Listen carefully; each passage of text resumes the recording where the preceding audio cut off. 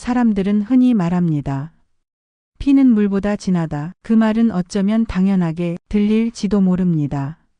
하지만 저는 그 말이 언제나 옳은 것만은 아니라는 걸 누구보다 잘 압니다. 피보다 진한 건 결국 시간이고 마음입니다. 그리고 그 마음을 지키기 위해 얼마나 많은 날들을, 얼마나 많은 밤을 울며 버텼는지를 아는 사람만이 진짜 가족을 말할 수 있다고 믿습니다. 제 이름은 박선희. 올해 60을 넘겼고 남들은 평범하다 말할 수도 있는 여자입니다. 하지만 저 자신만은 압니다. 저의 인생은 결코 평범하지 않았습니다. 특히 엄마라는 단어 앞에서는요. 사람들이 아무리 계모, 새어머니라 불러도 그 이름만큼은 제 삶 전체를 바친 가장 뜨거운 이름이었습니다. 그런데 제가 그 이름을 갖기까지, 그 뜨거운 책임을 감당하기까지는 한 번의 큰 무너짐이 먼저 있었습니다. 지금으로부터 30여 년 전 20살 꽃 같은 나이에 저는 첫 번째 결혼을 했습니다. 당시엔 저처럼 20살에 결혼한다는 게 주변에서 종종 볼 수 있는 일이었습니다. 어릴 때부터 아이를 좋아했고 가정이라는 단어에 유독 애틋함을 가진 저는 주저없이 그 길을 택했습니다. 제 남편은 키가 크고 말수가 적은 사람이었습니다. 말보다는 행동으로 책임지는 모습이 믿음직스러 어린 저는 그 사람의 그늘 안에서 행복이란 걸 곧 찾게 될 줄 알았죠. 하지만 그 믿음은 얼마 지나지 않아 깨졌습니다. 결혼하고 2년도 되지 않아 저는 첫 아이를 유산했습니다. 몸조리를 제대로 하기도 전에 다시 찾아온 임신. 그 아이도 얼마 못 가 세상을 떠났습니다. 그때부터 제 안에 무언가가 조금씩 깨지기 시작했어요. 한 번, 두 번의 아픔이 반복될수록 저는 점점 웃지 않게 되었고 남편은 점점 입을 닫기 시작했습니다. 제 몸이 문제라는 자책이 들기 시작했고 그 자책은 어느새 집안의 비난으로 바뀌었습니다. 아무리 예쁘게 생겨 뭐하냐. 애 하나 못 낳는 계집이 뭘 한다고. 시어머니는 대놓고 말하셨습니다. 한겨울 눈 쌓인 날 저를 마당으로 불러 내가 우리 집 대를 끊었다며 손에 들고 있던 물바가지를 내던졌습니다.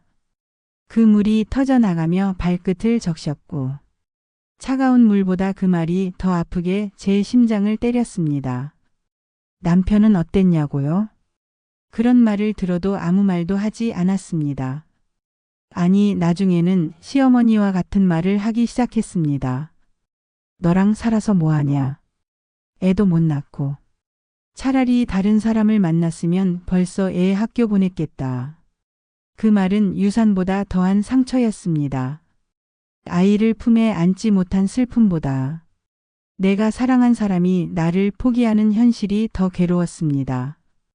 그리고 마지막으로 임신했던 날 저는 다짐했습니다. 이번만큼은 제발 무사히 낳아다오. 이 아이만 낳을 수 있다면 이 집에서 모욕받는 일도 아픔도 다 견뎌내겠다. 하지만 그 아이도 제게 오지 않았습니다. 이번에는 병원 침대 위에서 의사의 말을 들으며 저는 조용히 고개를 끄덕였습니다. 더 이상 눈물조차 나지 않았고 그저 누군가에게 미안하다고 반복하는 제 목소리만 들렸습니다. 그날 밤 남편은 병원에 오지도 않았고 시어머니는 그 소식을 듣고 이렇게 말했답니다. 이제 저 계집도 끝났구먼. 그만 내보내지 그래. 그 말은 결혼 생활의 사형 선고였습니다. 저는 그렇게 20살에 시작했던 첫 번째 인연을 40이 되기 직전 쓰레기처럼 내던져졌습니다. 그때의 저는 아이도 없고 남편도 없고 심지어 친정도 제 편이 아니었습니다. 내가 좀 더 참았어야지. 이 나이에 이혼이 뭐냐. 부모 복도 남편 복도 없는 팔자네. 그 말들이 제 어깨를 짓눌렀습니다. 길을 걸을 때면 사람들이 수군대는 것 같았고 슈퍼 앞을 지나면 그 여자 쫓겨났대라고 말하는 게 들리는 듯 했죠. 그래서 저는 혼자만의 지하방에 숨어 살았습니다. 방 한구석에서 작은 전기장판 하나에 몸을 말고 하루에 컵라면 하나로 끼니를 때우며 그저 시간이 가기만을 기다렸습니다. 죽고 싶었냐고요? 아니요, 죽을 힘조차 없었습니다. 그저 살 이유가 없었을 뿐이죠. 하지만 아이러니하게도 삶이라는 건 그렇게 끝나주지 않더군요. 아무리 외면해도, 아무리 멈추고 싶어도 하루는 다음 날로 이어지고 해는 다시 뜹니다. 그리고 그렇게 아무것도 없이 비워낸 그 시간의 끝에 저는 두 번째 인연을 만나게 됩니다. 그 사람은 제게 이렇게 말했습니다. 밥은 드셨어요? 그 단순한 인사 한마디에 제 굳었던 마음이 살며시 풀려나기 시작했습니다. 지하방의 삶은 말 그대로 바닥이었습니다. 밤이 되면 벽지 틈 사이로 스멀스멀 기어오르는 곰팡이 냄새에 코를 막고 잠을 청해야 했고, 새벽이면 윗집 아이의 울음소리에 꿈결처럼 깼습니다. 그때마다 나는 아이 하나 못 낳아보고 이렇게 늙어가는구나 싶어 괜히 더 서러워졌습니다. 40을 넘긴 여자, 이혼녀, 불임. 그 세 단어는 당시 사회에서 여자로서의 삶에 거의 사망선고나 다름없었습니다. 지인들은 자연스레 거리를 뒀고 일자리를 찾으려고 백방으로 돌아다녀도 누구 하나 저를 반겨주는 곳은 없었습니다. 그런 제가 우연히 들어간 곳이 동네 골목 끝에 있는 백반집이었습니다. 새벽마다 연탄불로 밥을 짓는 어르신 부부가 운영하던 곳이었죠. 일손이 부족하다는 말을 듣고 저는 그날부터 허드렛 일을 도맡아 하기 시작했습니다. 설거지, 김치 썰기, 불판 정리, 주방 뒷정리. 처음엔 손에 물집이 터져 피가 맺히고 허리는 매일 비명을 질렀지만 이상하게도 저는 거기서 위안을 얻었습니다. 땀 흘려 일하고 나면 내가 누군가에게 쓸모있는 존재처럼 느껴졌거든요. 그러던 어느 날 식당에 자주 오던 단골 손님이 있었습니다. 말수는 적지만 들어설 때마다 오늘도 고생 많으시죠? 라며 정중히 인사를 건네는 남자. 그 인사는 정말 별것 아니었는데도 왠지 모르게 마음이 따뜻해졌습니다. 그는 늘 혼밥을 했고 국물을 다 먹고는 오늘 국물 끝내주네요 라며 웃곤 했습니다. 그 사람은 공사장에서 일하는 일용직 근로자였습니다. 무거운 작업복을 입고 손은 거칠었지만 눈빛은 사람을 향한 경계가 전혀 없는 맑은 눈동자를 가지고 있었죠. 그리고 어느 날 그가 뜻밖의 말을 꺼냈습니다. 저 식사 같이 하실래요? 항상 고생하시는 것 같아서요. 처음엔 망설였습니다. 이 나이에 내가 뭘 남자랑 밥을 먹는다고? 하지만 묘하게 끌리는 그 따뜻함이 있었습니다. 그래서 저는 조심스럽게 고개를 끄덕였죠. 식당이 문 닫고 난 밤 우리는 분식집에서 따끈한 순댓국을 마주하고 앉았습니다. 그 사람의 이름은 최혜수. 50대 초반이었고 아내는 오래전에 병으로 세상을 떠났다고 했습니다. 처음엔 당신한테 그냥 반가운 마음이었어요. 그런데 당신이 웃을 때 눈가가 너무 슬퍼 보이더라고요. 그 말에 저는 눈물이 핑 돌았습니다. 누군가 제 웃음에서 슬픔을 본다는 건 그만큼 나를 깊이 봤다는 뜻이니까요. 우리는 그날 이후 자주 산책을 함께 했고 일요일이면 시장을 같이 보며 된장값에 투덜거리기도 했습니다. 그리고 그 사람은 어느 겨울 저녁 조용히 말했습니다. 우리 같이 살아볼래요? 가슴이 두근거렸습니다. 누구에게도 필요 없던 인생의 끝자락에서 누군가가 나를 다시 가족으로 받아들이겠다고 말하는 순간이었으니까요. 하지만 저는 망설였습니다. 나 애도 못 낳고 지금 가진 것도 없고 예쁘지도 않고 그런데 괜찮겠어요? 그 사람은 제 손을 덥석 잡았습니다. 내가 원하는 건 아이가 아니에요. 당신이랑 같이 밥 먹고 웃고 사는 거. 그게 전부예요. 그 말에 저는 또 울고 말았습니다. 눈물은 나도 모르게 흘러나왔고 그 사람은 그 눈물을 손등으로 조심스럽게 닦아주었습니다. 그렇게 우리는 소박하게 재혼을 했습니다. 예식은 생략하였고 서류 하나에 도장을 찍었을 뿐이지만 그 순간만큼은 세상 가장 큰 결혼식 같았습니다. 하지만 그 사람에게는 중학생 아들이 하나 있었습니다. 이름은 도윤. 당시 중학교 2학년이었고 생각보다 키도 크고 말도 조숙한 아이였습니다. 그날이 아직도 생생합니다. 도윤아, 인사하자. 여기 아빠랑 같이 살게 될 분이야. 그 아이는 저를 위아래로 훑어보더니 대꾸도 없이 방으로 들어가 문을 쾅 닫았습니다. 처음부터 너무도 분명한 거절이었습니다. 저는 그저 조용히 문 앞에 섰습니다. 도윤아, 불편하겠지만 나는 널 억지로 엄마라 부르게 할 생각은 없어. 그냥 밥은 먹자. 너 먹는 거 보고 싶어서 만든 거니까. 그날 도윤이는 끝내 방에서 나오지 않았습니다.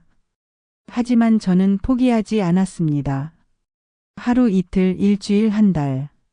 반찬을 바꿔가며 밥을 차렸고 식탁 위엔 항상 도윤이 밥이라는 쪽지를 올려두었습니다. 누군가는 말했죠. 남의 자식 키우는 건 자기 자식 키우는 것보다 3배는 어려워요. 정말 그랬습니다. 그 아이는 저를 향해 전신의 가시를 세우고 있었고 저는 매일 그 가시에 찔리면서도 다가가야 했습니다. 도윤이는 제게 말을 걸지 않았습니다. 그저 무표정한 얼굴로 밥을 거부하고 때론 상을 엎고 계모는 끝까지 계모일 뿐이에요 라고 소리쳤습니다. 그럼에도 저는 물러서지 않았습니다. 왜냐고요? 처음으로 가족이 될 수 있는 기회였으니까요. 내가 낳지는 못했지만 어쩌면 이 아이가 내가 엄마라는 이름을 가질 수 있는 마지막 가능성이라 여겼으니까요. 하지만 저는 아직 몰랐습니다. 이 아이가 왜 이렇게 아픈 가시를 세우고 있는지, 이 아이가 품고 있는 상처가 그저 사춘기의 반항이 아니라 버림받은 아이의 절규였다는 걸, 그걸 알게 된 건 아주 큰 사건이 벌어진 뒤였습니다. 도윤이와 저는 한 지붕 아래 살지만 마치 다른 세계에 사는 사람들처럼 지냈습니다. 식사 시간이 되면 저는 밥상을 차리고 그 아이는 묵묵히 자기 방으로 들어갔습니다. 도윤아, 밥 먹자. 됐어요. 단 한마디. 표정도 눈빛도 차가웠습니다. 그 아이의 방 앞에는 언제나 문이라는 벽이 존재했습니다. 그 문을 열게 하려 수없이 노크를 했지만 돌아오는 건 정적뿐이었죠. 그러던 어느 날 학교에서 전화가 왔습니다. 어머니 되시죠? 학생이 친구를 심하게 다치게 했습니다. 학교로 바로 와주시겠어요? 가슴이 철렁 내려앉았습니다. 아무 말 없이 가게 앞치마를 벗어던지고 우산도 없이 뛰쳐나갔습니다. 비가 주룩주룩 내리던 날이었어요.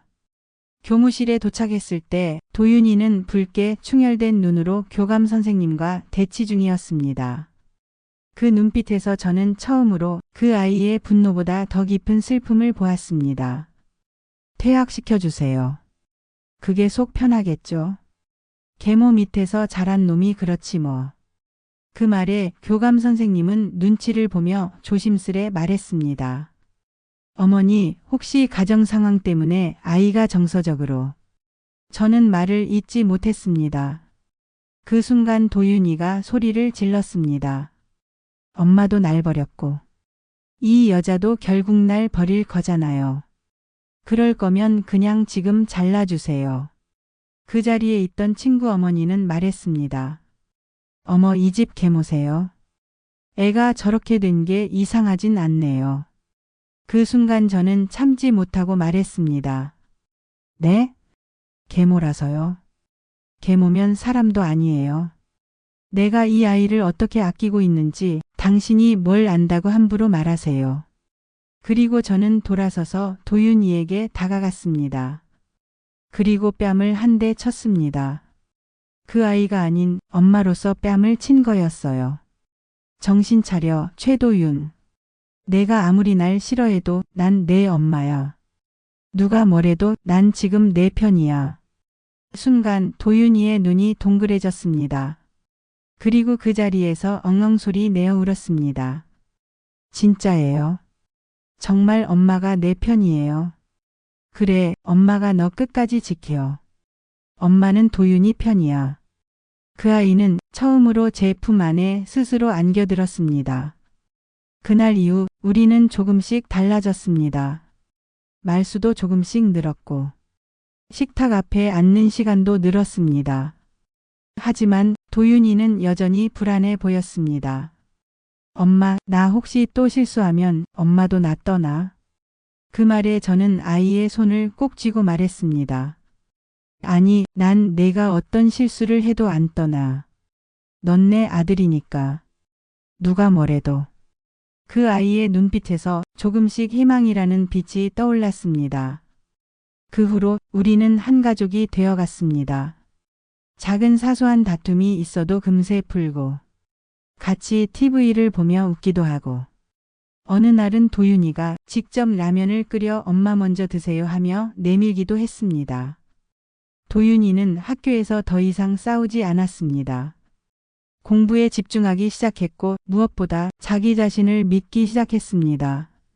엄마가 있으니까 이젠 나도 내 인생을 살 수 있을 것 같아요. 그 말에 저는 뒤돌아 울었습니다. 그 말 한마디가 제가 계모라는 이름으로 견뎌온 모든 시간을 위로해 주었기 때문이었습니다. 도윤이는 저에게 처음으로 어머니 날에 카네이션을 달아주었습니다. 엄마? 내가 진짜 엄마라고 생각하는 사람은 엄마 한 명뿐이에요. 그 꽃을 받은 날 저는 평생 받은 그 어떤 선물보다 더 큰 감동을 받았습니다. 그 아이가 저를 진짜 엄마라고 불러준 순간 제 삶은 달라졌습니다. 저는 그날 비로소 엄마가 되었습니다. 아이를 낳지 않아도 같은 피를 나누지 않아도 함께한 시간과 끝까지 지켜주는 진심이 있다면 그것이 진짜 가족이라는 걸 제 아들이 증명해 주었습니다. 우리가 한 가족처럼 함께 밥을 먹고 TV 앞에 나란히 앉아 웃는 날이 조금씩 늘어갈 무렵이었습니다. 그 평온하고 따뜻한 일상이 그토록 간절히 바라던 가정이라는 이름이 우리 삶 안에 조금씩 자리를 잡아가던 그때였죠. 남편 아니 혜수 씨는 늘 일찍 나가고 늦게 들어오는 사람이었습니다. 건설 현장에서 일하는 사람들은 사계절이 따로 없고 더우면 더운 대로 추우면 추운 대로 그저 견디는 게 일이었으니까요. 그런데 이상했습니다. 그날따라 아침에 유난히 멍하니 앉아 계시더라고요. 왜 그래요? 어디 안 좋아요? 제가 묻자 혜수 씨는 고개를 저으며 웃었죠. 아니, 그냥 요즘 참 좋다 생각했어요. 내가 이런 밥상 앞에서 이렇게 가족이랑 같이 밥 먹는 날이 올 줄 몰랐거든. 그 말에 저도 같이 웃었습니다. 그리고 그렇게 그가 문을 열고 나서서 그날이 마지막이 될 줄은 몰랐습니다. 그날 오후 현장에서 전화가 왔습니다. 최혜수 씨 부인 맞으시죠? 지금 병원으로 와주셔야 할 것 같습니다. 작업 중에 사고가 있었습니다. 뼈가 뚝 끊어지는 듯한 충격이었습니다. 도윤이와 함께 병원에 도착했을 땐 이미 혜수 씨는 중환자실에 누워 있었습니다. 추락사고였고 머리를 크게 다쳤다더군요. 의사는 조심스레 말했습니다. 72시간이 고비입니다. 하지만 솔직히 희망적이지 않습니다. 그날 밤 저는 병실 옆 의자에서 도윤이 손을 붙잡고 한마디도 하지 못한 채 하염없이 울었습니다. 그 아이는 말없이 제 어깨에 머리를 기댔습니다. 그렇게 이틀 그리고 사흘째 되는 날 새벽 혜수 씨는 끝내 눈을 뜨지 못한 채 세상을 떠났습니다. 장례식장에서 많은 이들이 울었습니다. 하지만 가장 깊게 운 건 도윤이었습니다. 평소 무뚝뚝하게 아빠라고 부르던 그 아이가 영정 앞에서 주저앉아 아빠 가지마, 우리 아직 같이 밥 많이 못 먹었어요. 라고 흐느끼는 모습에 주변 사람들 모두 눈물을 삼켰습니다. 그날 밤 저는 혜수 씨가 남긴 유품을 정리하다 작은 수첩 하나를 발견했습니다. 그 안엔 반듯한 글씨로 적혀 있었죠. 우리 집 세 식구. 요즘은 진짜 가족 같다. 선희, 도윤이. 내 사람들이다. 내가 떠나도 둘은 서로 지켜주리라 믿는다. 내 아들, 내 아내. 둘 다 내 생의 전부였다. 그 글을 읽으며 저는 처음으로 내가 진짜 누군가의 아내였고 누군가의 엄마였음을 확실하게 느꼈습니다. 하지만 삶은 그렇게 멈춰주지 않았습니다. 남편이 떠난 후 우린 바로 생계의 문제와 마주해야 했습니다. 남편의 장례를 치른 지 며칠도 되지 않아 남은 돈은 바닥이 나기 시작했고 도윤이 학원비, 교통비, 도시락값까지 줄줄이 돈이 들어갈 일만 남았는데 들어오는 수입은 전무했습니다. 결국 저는 다시 식당 일을 시작해야 했습니다. 근처에 24시간 하는 한식당이 있었는데 주인 아주머니께 사정사정하여 잠만 좀 줄여가며 일할 테니 써달라고 말했죠. 여기 힘들어요. 낮엔 반찬 준비하고 밤엔 설거지 감당 못해요. 할 수 있어요. 제 아들이 의사가 되는 게 꿈인데 그거 포기 못해요. 그 말을 듣고 아주머니는 잠시 침묵하더니 말했습니다. 내가 당신 눈빛 보고 뽑는 거야. 애는 공부 잘하니? 그 말에 저는 고개를 끄덕였습니다. 그리고 정말이지 자지도 않고 일했습니다. 낮에는 김치 썰고 밤에는 손님들이 쌓아놓은 접시를 닦고 새벽엔 밥솥을 비우고 남은 시간에 찜질방에서 눈을 붙였습니다. 도윤이는 말없이 공부했습니다. 그리고 어느 날 책상 위에 대학 합격증을 올려놓았죠. 엄마, 나 의대 붙었어요. 서울에. 그 순간 저는 두 다리가 풀려 그대로 바닥에 주저앉았습니다. 그리고 고개를 들자 제 눈앞엔 울고 있는 도윤이 얼굴이 있었습니다. 엄마가 아니었으면 이건 없었어요. 정말 없었어요. 도윤이는 그날 처음 저를 어머니라고 불렀습니다. 어머니, 이제 제가 지킬게요. 그 말에 저는 온 세상을 다 가진 것 같은 기분이 들었습니다. 세월이 흘러 도윤이는 의사가 되었습니다.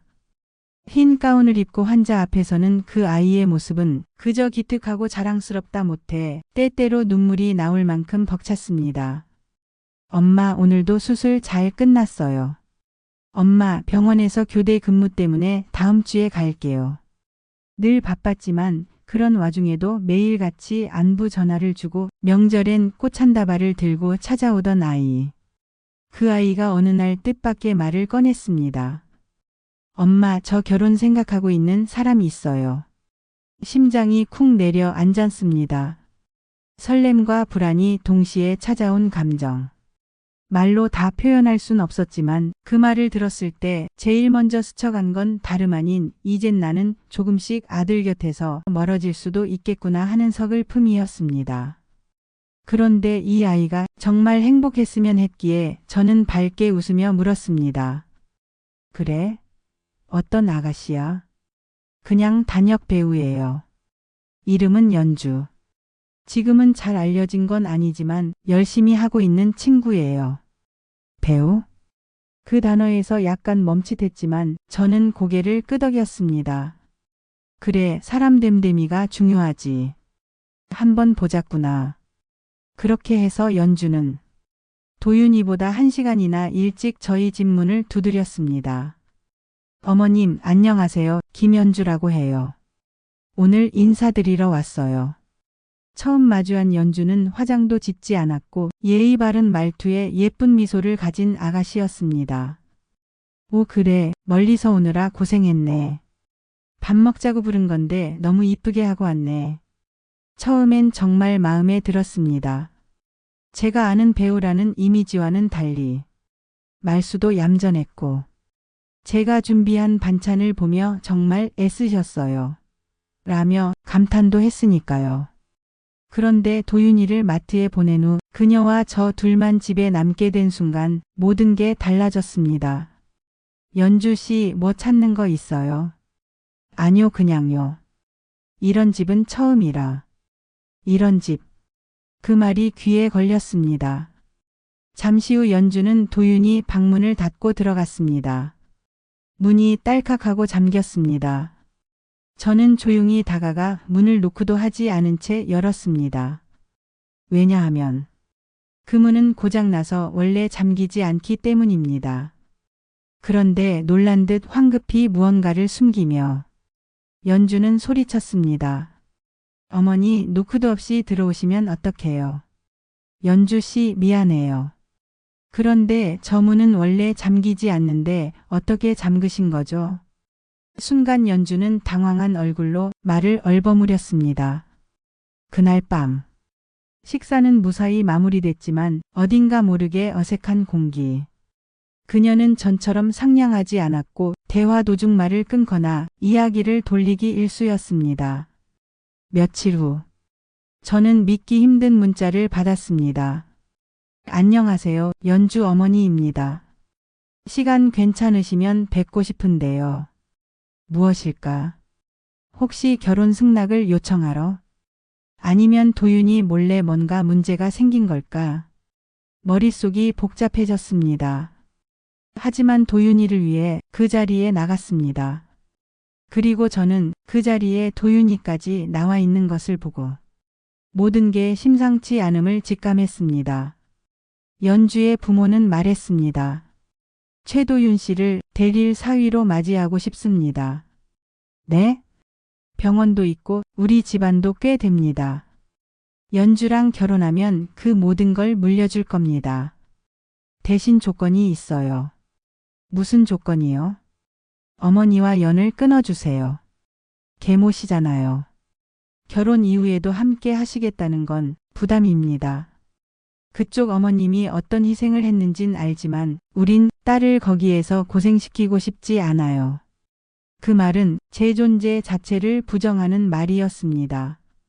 내가 얼마나 그 아이를 위해 살아왔는데, 내가 그 아이를 지키기 위해 얼마나 많은 밤을 울었는데, 지금 그 아이의 이름조차 대놓고 부르지 않는 이 사람들이 내가 계모라는 이유만으로 자격을 논하는 겁니다. 도윤이는 주먹을 움켜쥐었습니다. 그럼 전 이 결혼 안 합니다. 어머니와 연을 끊으라면 이 결혼도 의미 없습니다.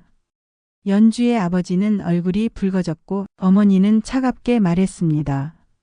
그럼 계모님은 결혼식에도 참석 못하십니다. 알아두세요. 그때 저는 참지 못하고 말했습니다. 지금 뭐라 하셨죠? 제가 아들 결혼식장에 못 간다고요? 그럼 좋아요. 대신 하나 물어봅시다. 제가 가방에서 사진 한 장을 꺼냈습니다. 그건 연주가 도윤이 방을 뒤지며 훔쳐간 도윤이의 친모 사진이었습니다. 이 사진을 따님이 도윤이 방에서 찾더군요.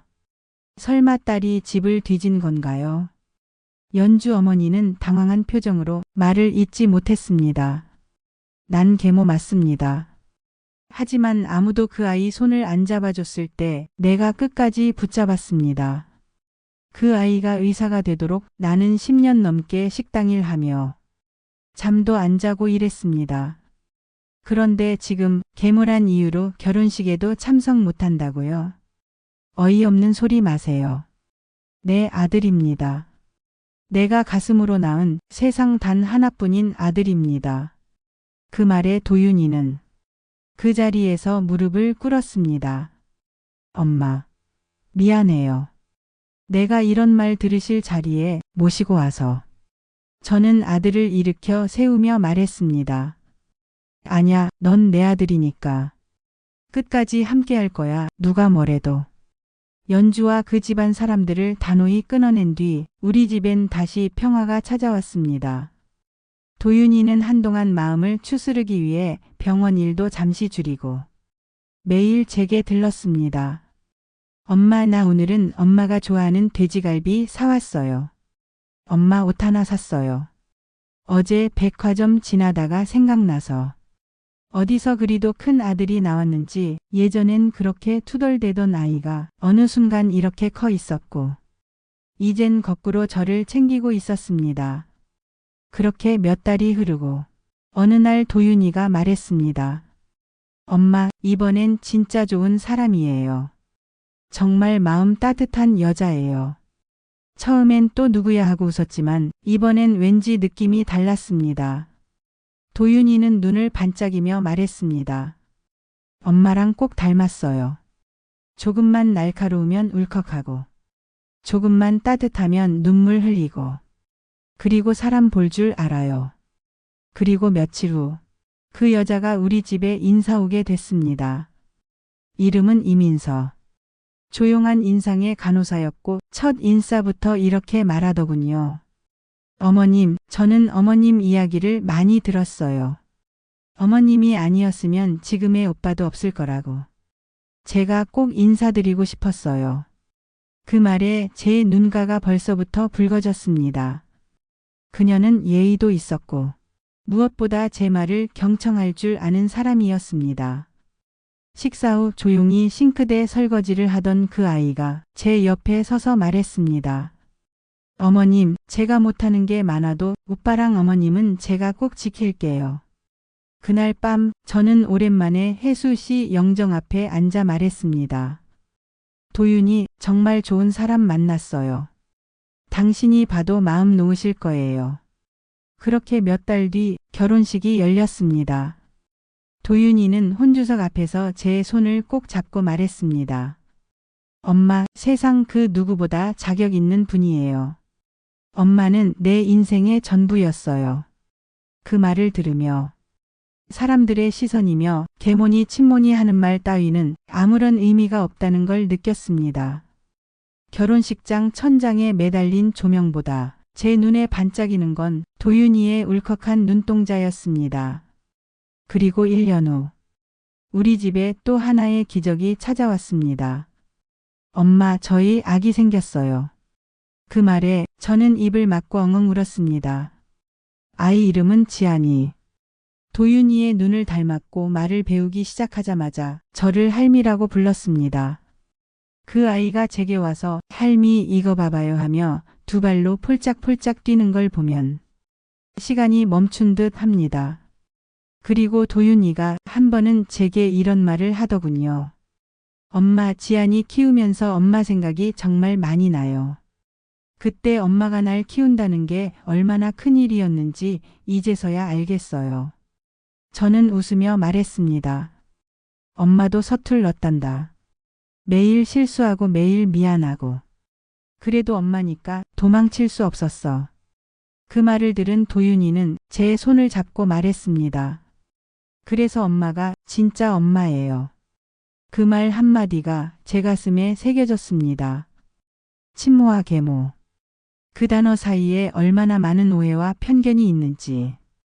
저는 뼛속 깊이 알고 있었지만 그 모든 걸 뚫고 저는 이 아이의 진짜 엄마가 된 겁니다. 요즘엔 지안이 유치원 하원 시간에 맞춰 제가 데리러 갑니다. 아이를 데리러 가면 선생님들이 제게 말하죠. 지안이는 할머니 자랑을 정말 많이 해요. 할머니가 제일 좋은 사람이라고 해요. 그 말을 들을 때마다 저는 속으로 이렇게 말합니다. 지안아, 할머니는 내 아빠를 그렇게 키웠단다. 눈물로, 가슴으로. 도윤이는 가끔 제게 엄마, 아버지 돌아가시고 후회 안 하셨어요? 하고 묻습니다. 저는 대답합니다. 후회? 너 있는 걸로 다 됐지. 엄마는 너 하나면 됐단다. 사람들은 가끔 묻습니다. 그렇게까지 하면서 왜 남의 자식을 지키셨어요? 저는 항상 대답합니다. 남의 자식? 그 아이는 내 아들이에요. 누가 뭐래도. 이제 저는 누구 앞에서도 떳떳하게 말할 수 있습니다. 나는 아이를 낳진 못했지만 진짜 엄마가 되어 살아왔습니다. 그리고 그 아이가 엄마를 잊지 않고 끝까지 지켜주고 이젠 자신의 아이에게도 그 사랑을 물려주고 있으니까요. 어쩌면 그게 부모라는 존재 아닐까요? 자식을 위해 끝까지 남아주는 사람. 마지막까지 등을 내줄 수 있는 사람. 지금 이 글을 보고 계시는 당신도 누군가의 자식입니다.